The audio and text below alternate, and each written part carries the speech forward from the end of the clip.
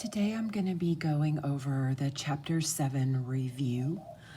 The problems that I'm showing you are not in the same order as the problems that you will get when you're working on the review. I have organized these examples by the section, and if there's any associated videos, I noted that right here. Now these two type of problems, I didn't make any videos on them, but they're fairly simple. Discrete values are values that we can count, and continuous values are values that we have to measure or weigh. So here we're measuring the volume of bottles of water, so that's continuous. Here we can count the number of pizzas that are delivered, so this is an example of a discrete value. Now, starting here, where I wrote question 3, this is in my YouTube under 7.2 question 3. This type of example is being worked out. I'm not going to go over the whole entire thing again. I've shown you how I worked it out, and I'm showing you the formula that I used. They show the correct answer, and I'm showing you how I got that answer.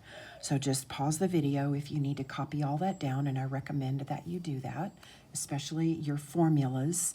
Just to point out, this is the letter mu, which is for mean. So the mean and the expected value are the same thing. So we use the formula for finding the expected value, and that would also give us our mean if we needed that. Okay, so this is step 2 of that problem. Now we're calculating the variance. Here's the formula for the variance. And here's that mean, but mean squared this time, and that's what I've got here. The mean was a negative number. When we square a negative number, we get a positive number that we are still minusing from the expected value. This is step 3 of that problem, where you're asked to find the standard deviation. There's the formula. The standard deviation equals the variance, equals the square root of the variance. So we got the variance in the previous problem, and now we're just taking the square root of it and rounding it to 1 decimal place. Then it's still the same problem. This is step 4. It says, what's the value of the probabilities that are less than or equal to -3? So the probability equal to -3 and the probability equal to -4, you're just adding those two things together. Same way here. We're just adding these together. It says, what's the probability for x less than -2? So not equal to -2 this time, just less than -2. We're just going to add those two together. Okay, so this one is a little bit more complicated. This is the coin toss problem. And so you're going to set up your little data set. You're winning what you win and what you lose. What you lose is always negative. And then we're trying to find the winning probability and the losing probability. So the formula for the expected value is the winning payout times the winning probability. These are the payouts, plus the losing payout times the losing probability. So step 1 is calculate your winning probability. It's a fraction. The number of ways to get exactly 1 head in 2 tosses, that was this problem, and divided by the number of possible ways the coin can land in 2 tosses. So if we toss it once, we could get a head. Toss it again, we could still get a head. These are all the different ways we could have a coin land. So the number of ways we could get just 1 head, there's a way, and there's a way. So there's 2 ways we could get just 1 head, and there's 4 total ways the coin could land. So our winning probability is 2/4. or it could even be a decimal number. That might be a little bit easier. And then when we need to do the losing probability, the formula for the losing probability is 1 minus the winning probability. 1 minus the win gives us the losing probability. And now we can do, and I should have put this right here. This is 2/4, and this is 2/4. Oops, 2/4. Or you could have used the decimal version of it if you wanted to. Okay, then we're going to put it in the formula and then calculate it out and get a number. In step 2 of this problem, they tell you, if we play this game 593 times, what would we win or lose? It's just 593 multiplied by whatever that expected value was that you got in the previous step. Okay, now there's 2 videos that go with this. One of them says question 10 calculates for least amount of risk, like this problem. If you get the question, what's the higher payout, then check out question 9. That's where that video is. But this is least amount of risk. So you're going to find the expected value for each plan. So for plan A, it's just the payout times the probability plus the payout times the probability plus the payout times the probability. And then you're going to do that same thing for plan B. And the greater expected value is the least amount of risk. So this is plan A. Now on this problem, we're finding the expected value and the standard deviation. Okay, so this is a little bit more work, so I put it on a separate page. This is for 7.3, question 2 in the YouTube tutorials.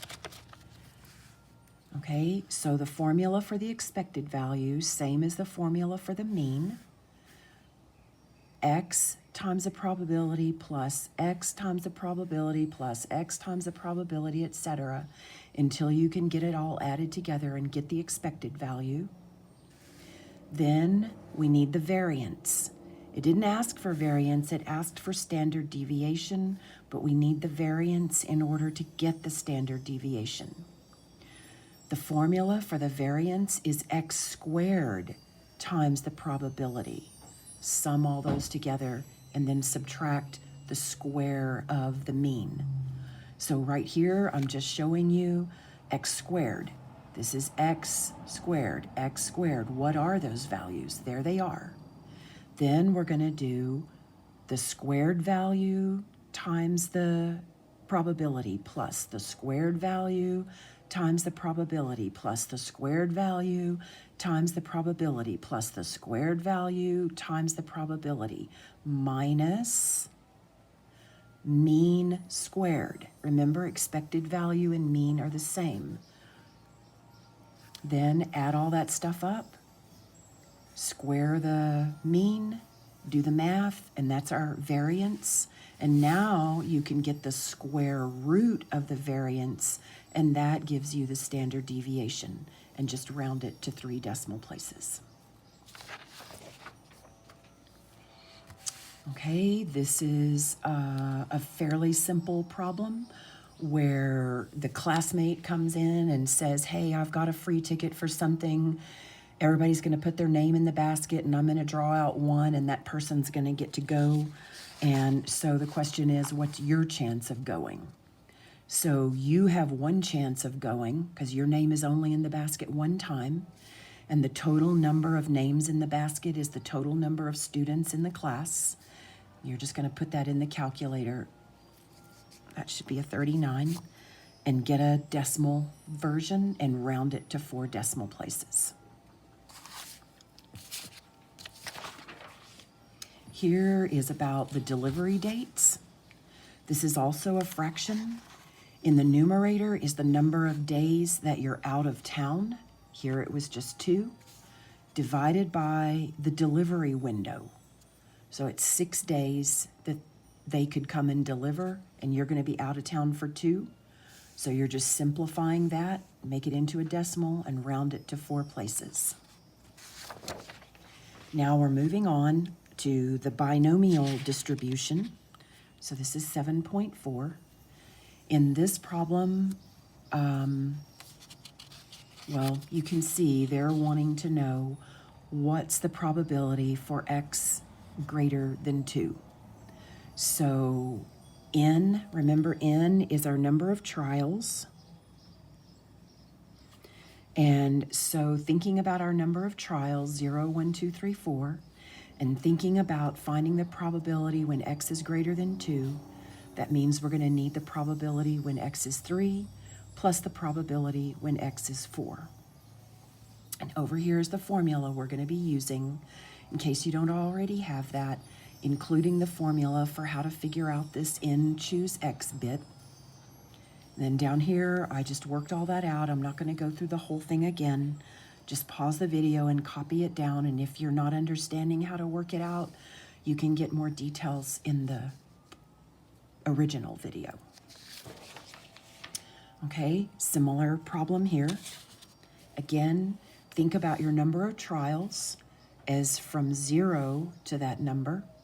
And when they're asking for the probability when x is less than or equal to 3, that means we need the probability when x is 0 plus the probability when x is 1 plus the probability when x is 2 plus the probability when x is 3. And that is what I've calculated out here. I just went one at a time and got a number, and then I added all those numbers, and that is our final answer for this question. Okay, now we've got x exactly equal to some number.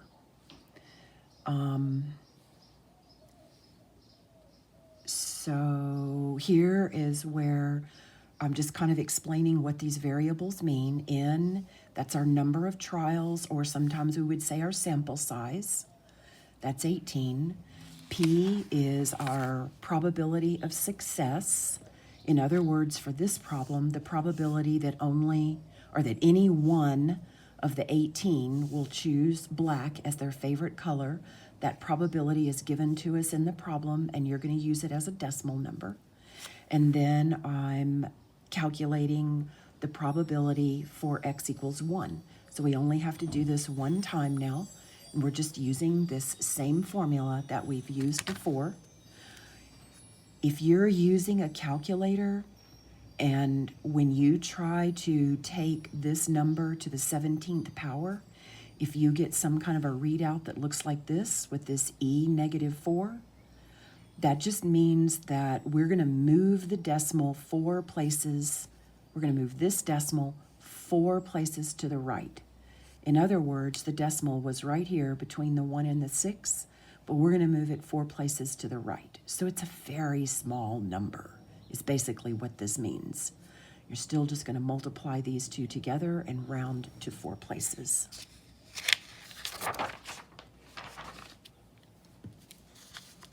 Now, this is the insecticide problem. So there's 2 videos here, and let's just look at the problem. In this example, the insecticide kills a percentage, and in the probability, they're wanting to know what's the probability that exactly 3 will die. So this is the simple version of this problem, and question 8 in the tutorials addresses this problem. If you get the problem that talks about what's the probability that exactly 3 will survive, then you want to check out this video. So again, we're just knowing what our variables are, and since it's exactly 3, we only have to do the calculation one time.